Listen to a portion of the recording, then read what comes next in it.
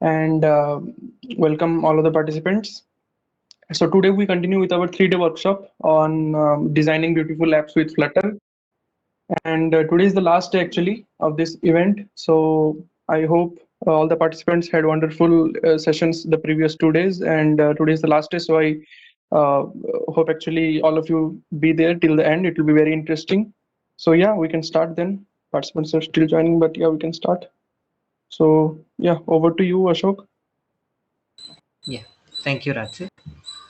Yeah, And thank you. yeah, hi everyone. Good evening.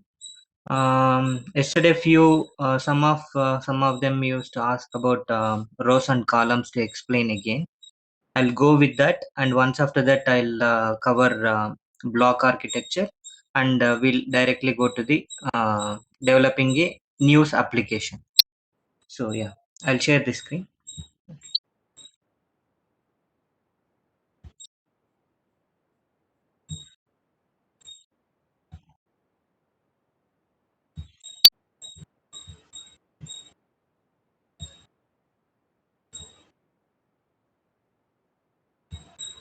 Okay.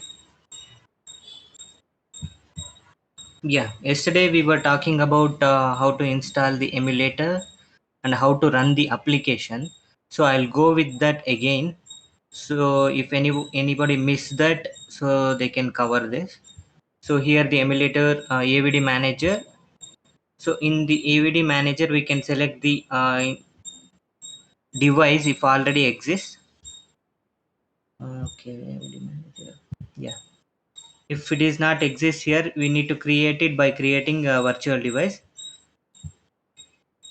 The same way like how I explained yesterday, like selecting the device, virtual device, and clicking next to select the OS, means Android version, and next, and selecting the portrait mode and the default selections. And if we once after the image is created, so we can directly able to go and run the application by clicking on this. So I'm already running this emulator here, and yeah, I'll run the same yesterday's code to explain about rows and columns. So if anybody missed this, please be sure to understand this. So I'm running by clicking the button, so the logs will be generated. The-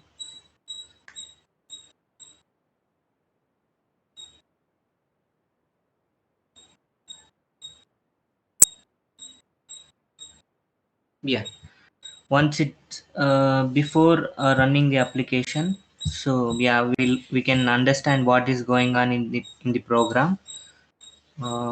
Yeah, this is what yesterday we created the program. This is the stateless widget, where there won't be any interactions in it. There will be only one class that I created as a main app. So that is the main function it is running. So once it is initialized, this screen will be opened. So here in this class, I'm just mentioning scaffold. Scaffold is nothing but it's a root. You can tell this as a roof. So for building each components are else widgets. This scaffold provides app bar and body and few other properties. Mainly we use these things. App bar, yesterday we saw, I think it's running. Yeah, we can see here, this is the top app bar, where we can add images or else text in it. So that in few application we can able to see the logo here, and few it will show the title of the application. So that is app bar. And the body is nothing but the place the entire screen is covered. Other than app bar, whatever the screen is provided, that is the body. So here I am calling the another constructor here is nothing but the widget. So I created, this is stateful widget. See, just to explain like how the stateful widget is shown. So I created this is the stateful widget. Here it there will be a two classes for stateful widget. One is the main class, and another one is the state class. So whatever the logic we write, logic and the design will be implemented in the state class, because this need to be refreshed always, like whenever anything is triggered, so this will be refreshed whenever the set state or yeah, build method is called. So it will be refreshed, the screen is refreshed, whatever the content exists in this, it will be refreshed. Yeah, here yeah, we can go with the columns and rows. In the stateful widget, I created a container. In the build method, we are gonna return the design. This is the main thing we need to consider till here. Semicolon, I added semicolon because this is return statements. Whatever we return in this build method, that is the design which comes in the screen, in the body, because app bar is in different place. So because I am calling this home screen here in the body, this need to be loaded, this need to be loaded, and then the design is returned to the class home screen, this design. So here in the design I created container is nothing but it's just for architecting, like it won't be visible in the screen, it's mainly to create the layout. So here I am setting the width of that screen, because in the column doesn't understand like how much space is given to this. So so I created a container and created a width. And in the column, yeah, here yesterday we spoke about column. There will be there are many properties, but mainly we use main axis alignment and cross axis alignment. We'll check here if want again, like see, in the screen, here in the left side in the row, the main axis alignment is nothing but horizontal way for row. So whatever we need to align these items, so that will be you by using main axis alignment. If we want to align vertically in the row, we use cross axis alignment. Same way the column also, but opposite.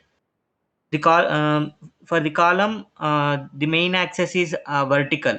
Its main functionality is to be shown in the vertical, so that's why its main axis is vertical. And the cross axis, whatever we need to align in anywhere in the screen, then we use a cross axis alignment. So yeah, here we can able to see so there are three buttons. The column accepts children method, children, which includes all the objects whatever the column requires. So with that, we use a property and the value to to align in the screen. We can able to see in the screen uh, three buttons are added, so it will be refreshed now.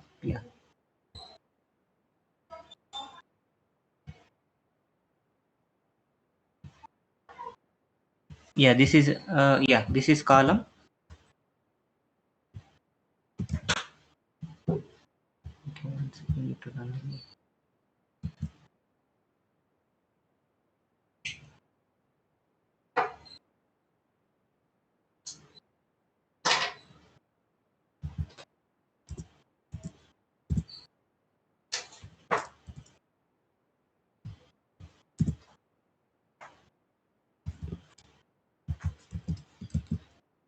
Yeah, we can able to see now, like how the column is changed the like space we provided main axis alignment as space around, so it is showing like this. And we have other properties,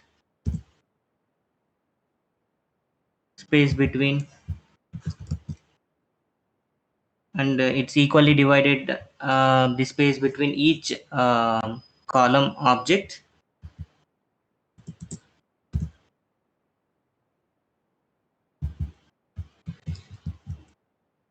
It takes starting point from the top, and if you give end, it comes in the bottom. In the center, same way, center also. Yeah, this is how the main axis alignment for the column works, and with this we can use a cross axis alignment. The cross axis alignment, it takes the cross axis alignment object.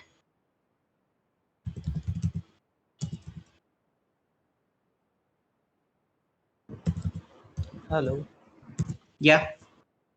Actually, sir, the videos recording of yesterday class is there available anywhere? Actually, I made a mistake. I thought that the new link will be provided for the sessions, and I missed that the yesterday class session. So,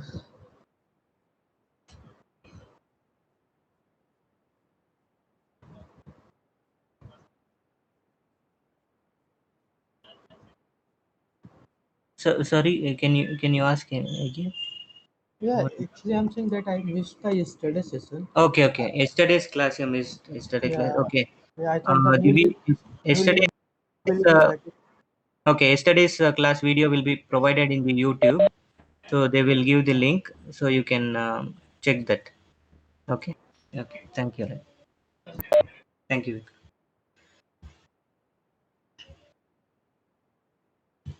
Yeah, the cross-axis alignment for the column, it takes how I shown in the screen. Like we'll directly check here.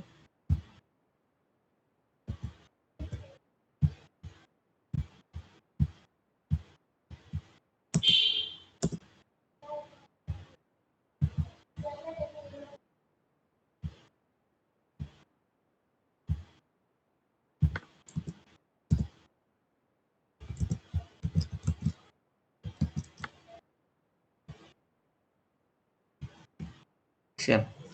The cross-axis alignment of the center, it will take in the center, but yeah. And if we add it in the left side, you can see here now the start. It is coming in the left. But if I remove this cross-axis alignment, we can able to see here only center it is aligned. So the overall space will be utilized by using the main axis and cross-axis alignment. Same way for row,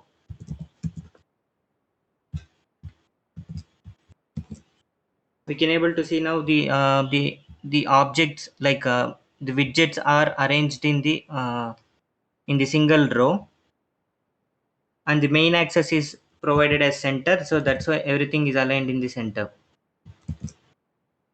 And all the same properties it will work out for whatever we used in the column. Everything will be utilized here. Okay, this is how the each and every pixel we can be utilized in the screen. So is there any doubt still?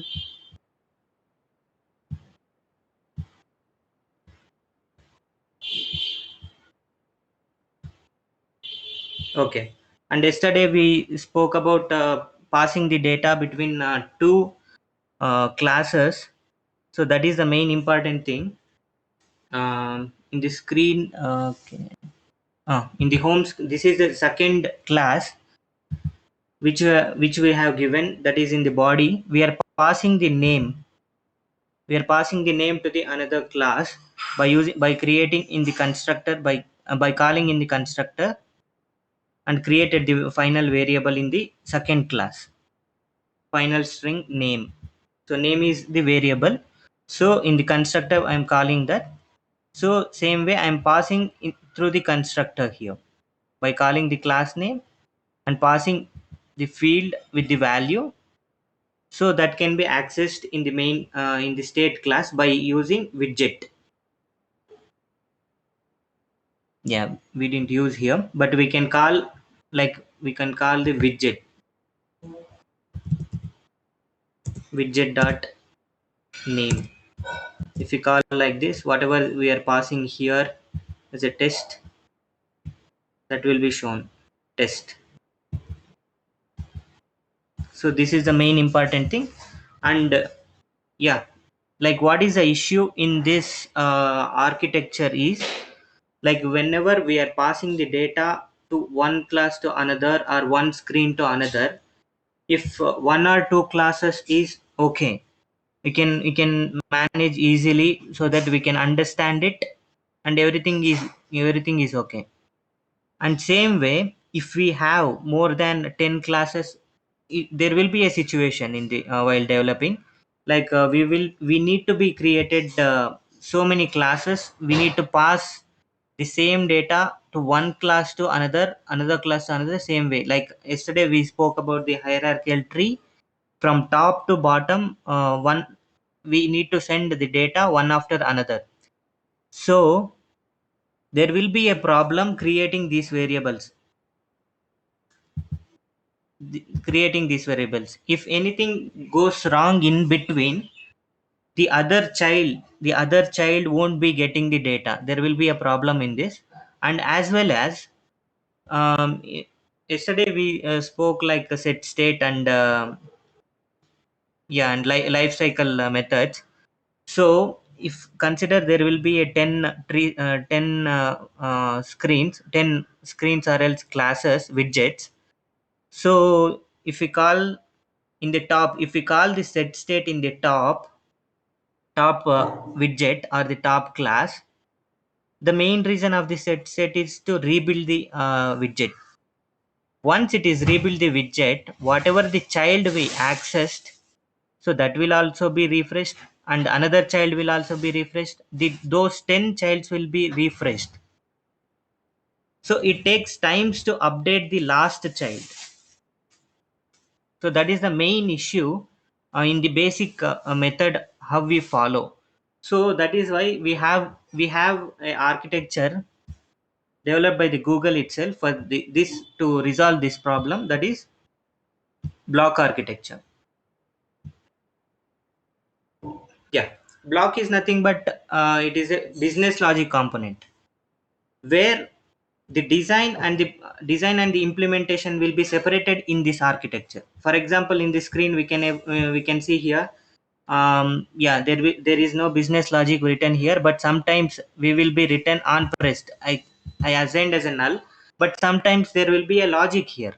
On pressed, on pressed of this button, there should something should happen here. So so in this normal basic architecture, logic is written in the same place. So that is why the problem arises whenever the set state is called, because here itself we will be calling set state in this on pressed button. So once it is called here, all the child will be having problem. So that is why this block architecture is mainly, it will separate the design, this will be separate, and the logics will be another separate, that will be created in the block component. So that is nothing but the business logic component.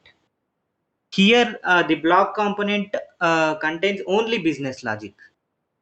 What we need to perform in that button, that is added in the business logic, that is in the component. And for yeah, for example, if we consider any increment decrement any functionality is simple functionality. So what is the logic in this is the method to increment the already existing count, decrement the existing count. So only those things is written in this block component, and we will be calling that block component in button, in the button where we are writing that method. So in this way, so whenever like in the top component, if you trigger the increment or decrement button, and in the 10th component I need to update the data whatever incremented, then it will be easy because the logic is written in the other place. It will be reusable in each component. So that is why this block architecture is used, and it is mainly to separate the presentation layer, that is the UI, and the logic. This is mainly like it will make the program runs faster, the code executes faster whenever anything is updated. So that's why whenever we can able to see few applications. So once after clicking, also it won't be updated. It won't be updated so fastly. So that is, there will be a logical problem in that. That's why they implemented this. And the main concepts of the block are events and action. Events and actions, like what I spoke, like how the updating the button click. So that is the action where I need to perform. And we can able to see if any other miss the yesterday's class widget tree. So this is how the widget tree looks. If we consider block architecture components as this example, for example, in the main, in home page, I have the button and I need to update this text field. So in the normal method, it will be that event means the data or the event that will be passed to another screen, and then another screen, and then another screen, and finally it reaches here, because that is only once it will be changed by using set state. So this will once this is reloaded, it will make another thing is reloaded. Hence this is also a child of this, and each is having the child widgets. And finally the text will be shown.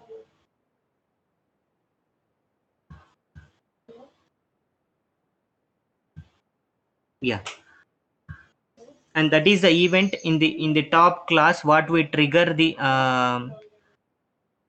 method.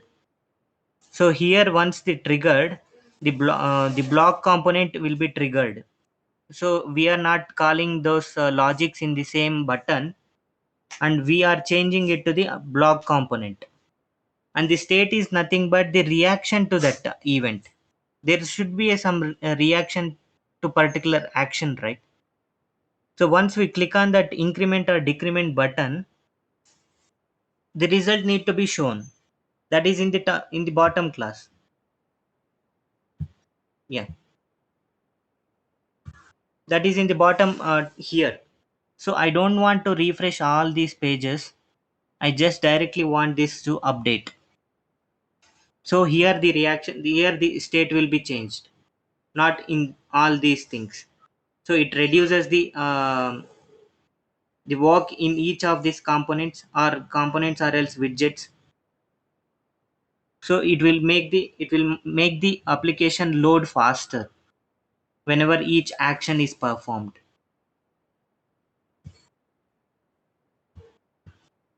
And the block, this is the component where the logic is written.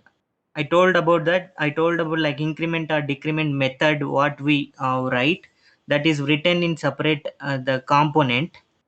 So here the state will be changed whenever we trigger. It converts the events into the state. There means our program works there, like logic works there. So that will be passed to the state in this, like in the bottom widget. So the block will be send that processed data to the widget here by using streams. That is nothing but the streams. It is asynchronous flow of data from state, from block to the state. This is a reaction in this stream. So this is how the application works. Mainly if we consider example, yeah, whenever an action like if we perform any action in the interaction with the UI, so the information about that action, it will go to the block component. It will go to the block component. The block component processes the processes and interprets that event and responds in the state by using streams. This is the main concept of the block. So this is a powerful actually when the Flutter they started. So once they got that issue, they resolved by using this. This is a most powerful concept, like creating the blocks each and everywhere, but it takes time to making this logic separately and reusable thing. But this is a perfect way how the code works. And if you check the architecture, the same thing.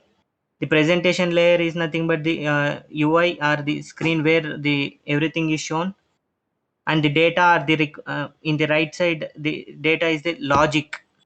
Data is nothing but where we need to any data requests, and the block is nothing but the logic. So here the presentation layer, in the screen, we trigger or we swipe or do any modification in the screen, so that will be requested to the block component, and in the block component it will be processed data by asynchronous request and response. So once the process is done, that will convert to the state, means the screen will be rechanged only that particular component, not the whole parent widgets and everything. Only the final widget where we need to update that code. That is the main architecture. Yeah, anybody have any doubts in this flow in block architecture?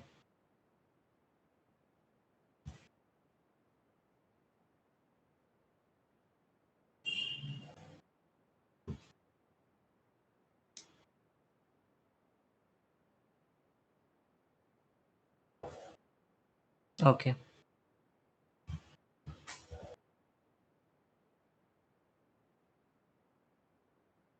Yeah. Okay, we'll go with the implementation of the news application, um, the design. So yeah, this is the important thing, so everyone can easily understand how it works.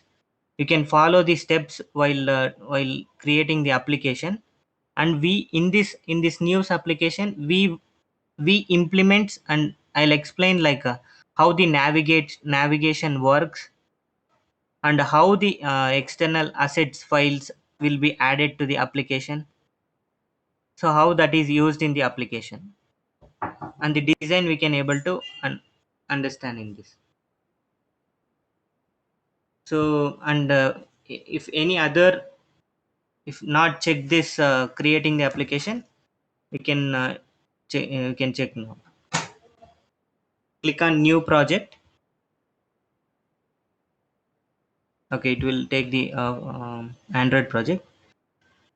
Click on Flutter project, file, new, and create a new Flutter project. And this is the basic Flutter application. So, and these are the plugins and package. If anyone want to create plugins and package, we can use this option. So we just use the this one, and we need to give the proper naming.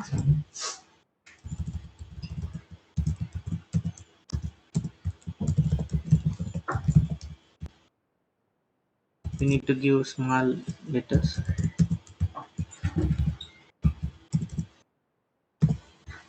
And this is the first time SDK we need to set here, but it won't ask each time. Once after we set the Flutter, this is where we downloaded the Flutter. Downloaded means where we place the Flutter folder once after downloading. That is the SDK. And the project where we need to store, that we need to mention, and the description of the application. This is not mandatory, but we can give this.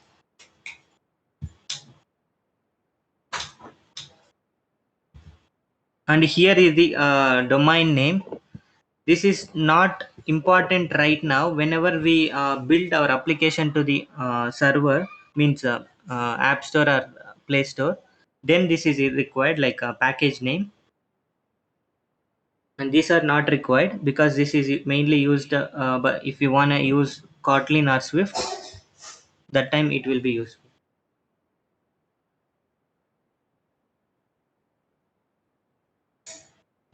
And finally, if we finish, the application will be created. project will be created.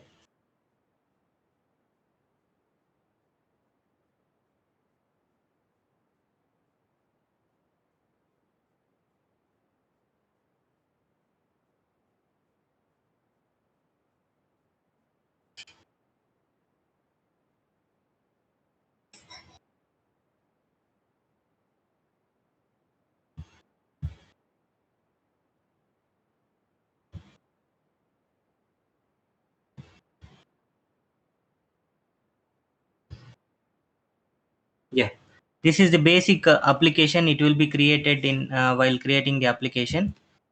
So we'll remove everything just to create from scratch, so that others can also be who missed the class yesterday, so they can understand how the application means the basic widgets are created and everything. Yeah. So here in the lib file, we will be having the main dot file where the application is started. The application main screen, or we can tell this the first screen is started, that is in the main dot.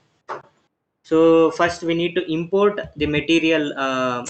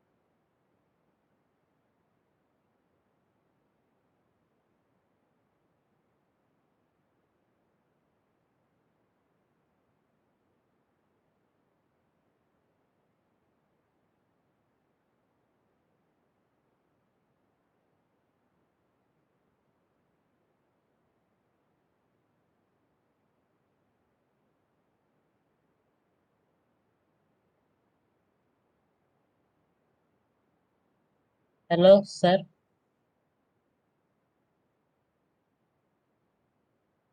Sir, you are not audible, sir.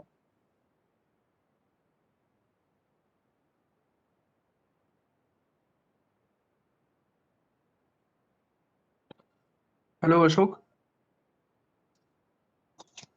Actually, yeah, you're not audible. Actually,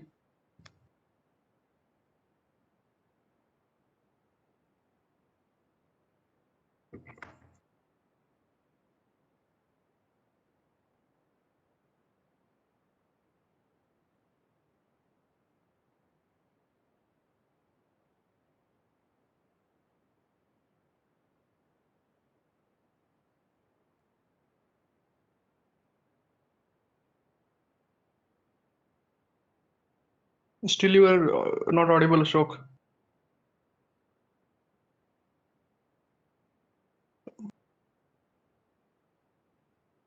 Vikram? Vikram's not there.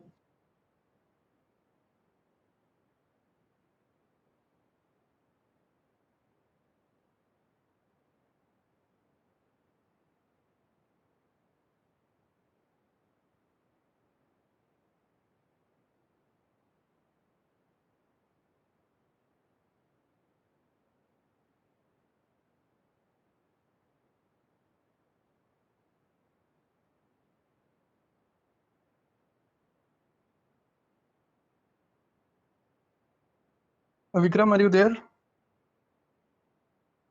Vikram is not there. You're not audible, Ashok, still. I don't know. I was facing this problem for like 5 to 10 minutes. I thought like I might be having some network issues, and I restarted my phone, but still, yeah.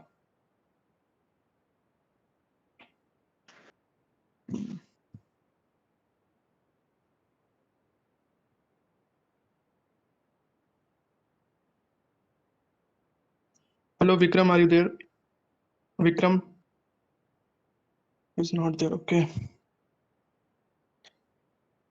Okay, guys, I think Ashok has left the meeting. He will join. I can just wait for a few minutes. Um,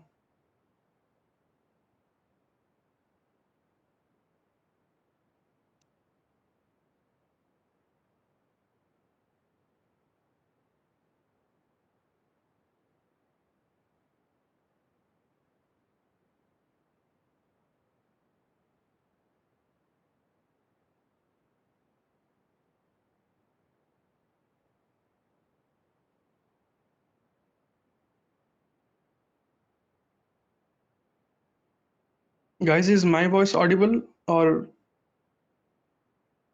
Yes, sir. Audible. okay, okay. Thank you. Yeah, just wait a few minutes. He will join.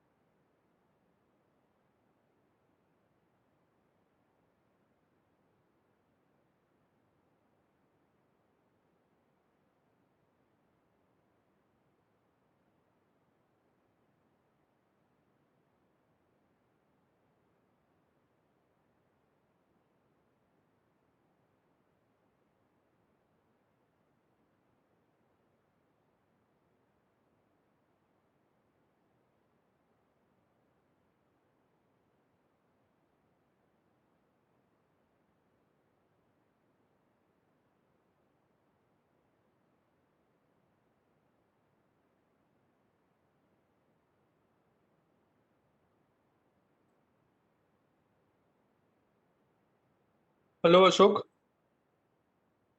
Hello.